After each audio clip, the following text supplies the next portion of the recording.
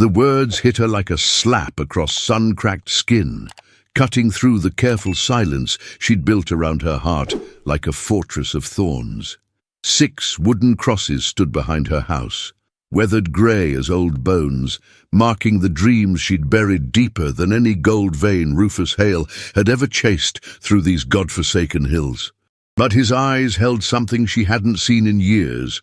Not pity, not the careful distance of a town that whispered her name like a curse, but recognition of something still alive beneath all that death. The morning sun painted Silver Hollow the color of dried blood, casting long shadows between the skeletal remains of abandoned storefronts and the stubborn few buildings that still dared to house the living. Hetty Collins stood at her kitchen window, watching the dust devils dance across the cemetery where her hopes lay buried. 6 small graves in a neat row like stepping stones leading nowhere. The coffee in her cup had gone cold hours ago, but she held it anyway, needing something solid between her hands and the emptiness that threatened to swallow her whole. The town had been whispering about her again. She could feel it in the way conversations died when she passed, in the careful distance mothers kept between their children and her shadow. They called her cursed. These people who'd once begged for her gentle hands when their own babies fought to enter this harsh world. She delivered 43 children in this town, watched them take their first breaths and fill their lungs with desert air, but all anyone remembered were the 6 she couldn't save, her own. The irony cut deeper than any blade. The woman who brought life into the world couldn't keep it growing in her own womb. Each loss had carved another piece from her soul until she felt hollow as the abandoned mine shafts that honeycombed the hills around Silver Hollow. The last one, little Samuel, had lived 3 days, long enough for her to memorize the curve of his tiny fingers, the way his eyes searched for light in a world too bright and too cruel for something so perfect. When he slipped away in the pre-dawn darkness, something in her had died too, something she'd thought was buried so deep it could never be disturbed again. The sound of boots on her porch broke through her reverie, heavy and deliberate, not the careful tiptoeing of townspeople who feared her touch might carry death like a contagion. She knew that walk. Rufus Hale, the old prospector who wandered in and out of Silver Hollow like a ghost with unfinished business. He was one of the few who still looked her in the eye, who didn't cross himself when she passed or mutter prayers under his breath. There was something about his weathered face that reminded her of the mountains themselves, ancient, enduring, carved by wind and time into something beautiful in its harsh honesty. His knock came firm and respectful, not the tentative tapping of someone afraid of what they might find on the other side. "Hetty," his voice carried through the thin wood of her door, rough as sandpaper but warm as a banked fire. "Got something needs saying if you've got a minute for an old fool." She set down her cold coffee and smoothed her skirts, though she couldn't say why. Vanity had died with her last child, buried under layers of grief and the town's judgment. But something in his tone made her check her reflection in the window glass, seeing a woman she barely recognized, hollow-cheeked, grey-streaked hair pulled back severe as a nun's, eyes that had forgotten how to hope. When had she become this stranger, this ghost haunting her own life? She opened the door to find him standing hat in hand, his silver hair catching the morning light like spun metal, those blue eyes of his steady and kind in a face mapped with decades of desert sun and hard living. He'd cleaned up some, his beard trimmed, his shirt pressed, though his hands still bore the permanent stains of a man who'd spent his life digging truth from stone. "Morning, Hetty," he said, and there was something different in his voice, something that made her heart skip like a stone across water. "Been thinking about you, about what this town's done to your spirit, and I got something to say that might sound like foolishness, but feels like truth." The silence stretched between them like a held breath, filled with the weight of words unspoken and the dangerous possibility that someone might finally see her as more than a walking reminder of loss and failure. "You still got a womb that can carry," Rufus said. the words falling between them like stones dropped into still water, sending ripples through the careful calm she'd built around her broken heart. The bluntness of it should have offended her, should have sent her reaching for the door to shut out this intrusion into her private grief. But instead, she found herself frozen, staring into his weathered face as if seeing him for the first time. There was no pity in his eyes, no careful sympathy or the hollow platitudes she'd grown to hate, just a raw honesty that cut through years of whispered condemnation and self-imposed exile.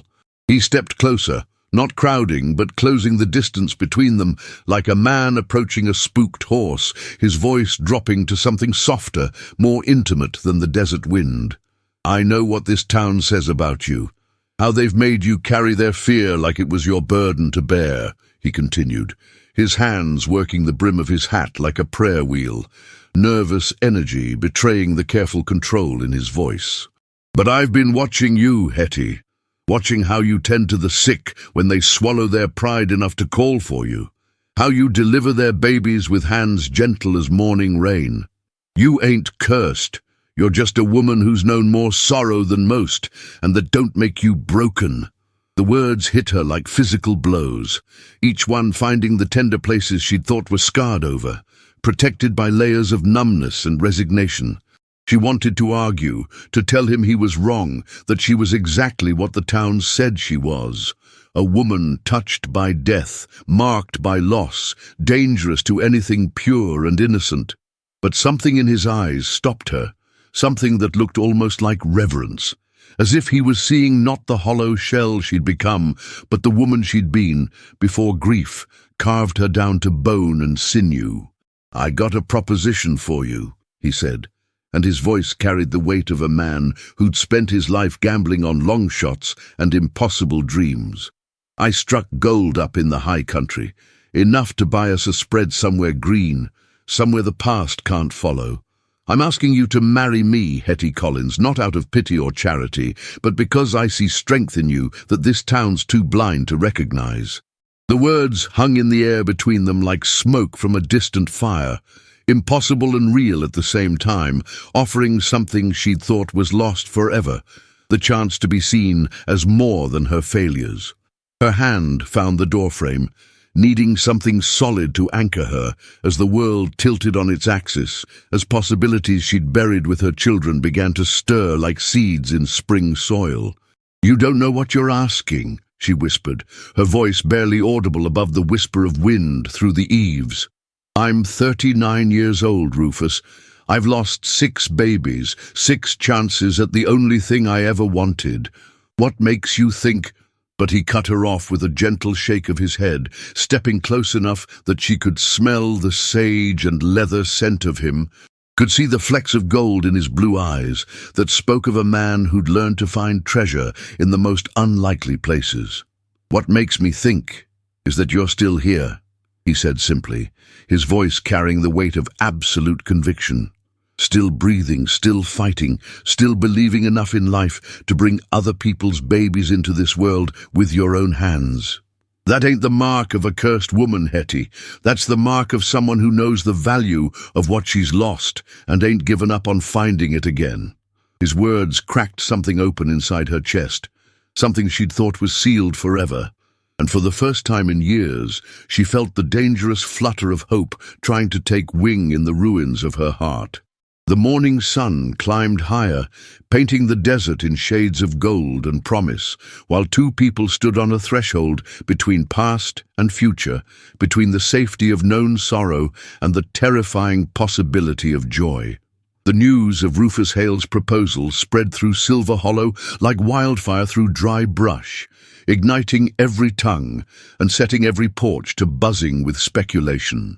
By noon, the women had gathered at Mabel's general store, their voices sharp as broken glass, dissecting Hetty's chances like vultures picking clean a carcass.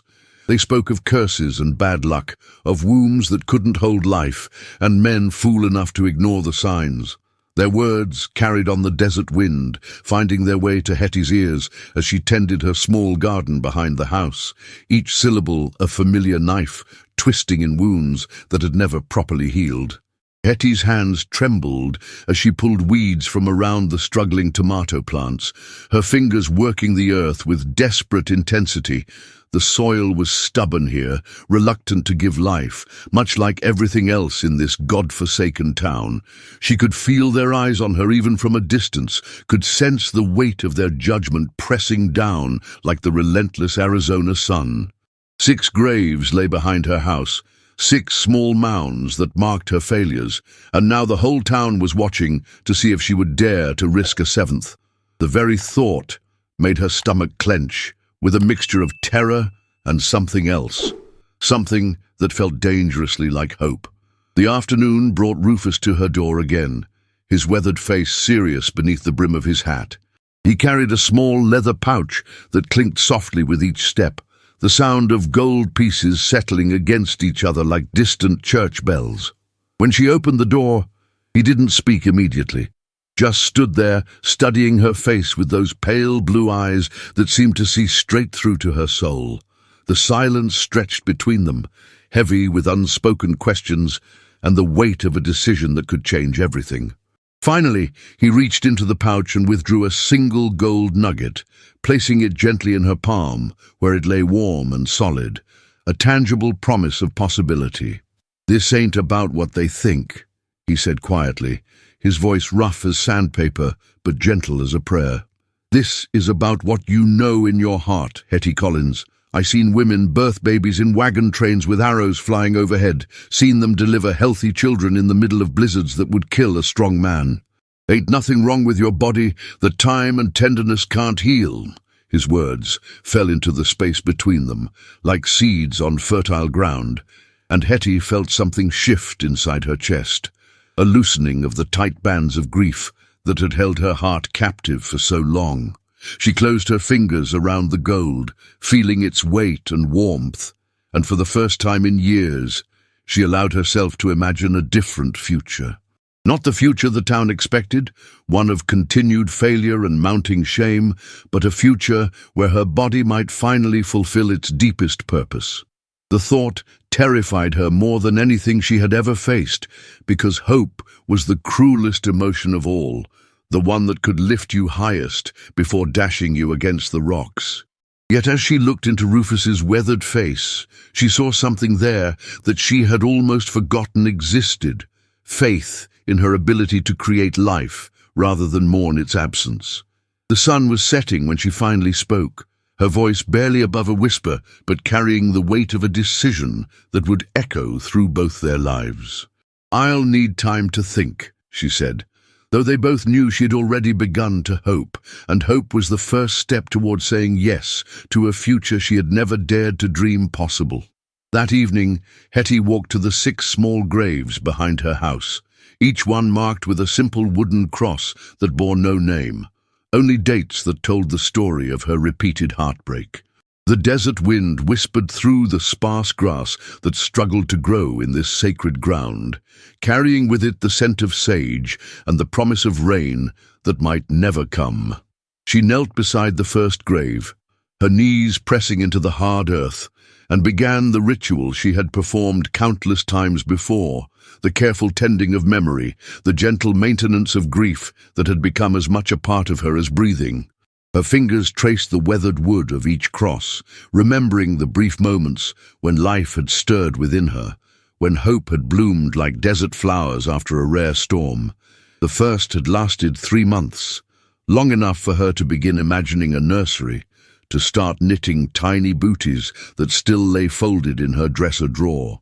The second had been lost so early, she had barely had time to whisper the news to her husband before the cramping began. Each loss had carved away another piece of her heart, until she felt hollow as a dried gourd, rattling with the echoes of what might have been. The townspeople had started calling her cursed after the 4th miscarriage, their whispers following her through the streets like shadows. They spoke of ancient sins and divine punishment, of women who were meant to remain barren as a lesson to others. Dr. Morrison had been kinder but no less devastating in his clinical assessment, suggesting that perhaps her body simply wasn't designed for childbearing, that some women were meant for other purposes. His words had felt like a death sentence, sealing her fate as surely as if he had carved it in stone. But now, sitting in the gathering darkness with Rufus's gold nugget warm in her pocket, Hetty found herself questioning everything she had accepted as truth. What if the town was wrong? What if Dr.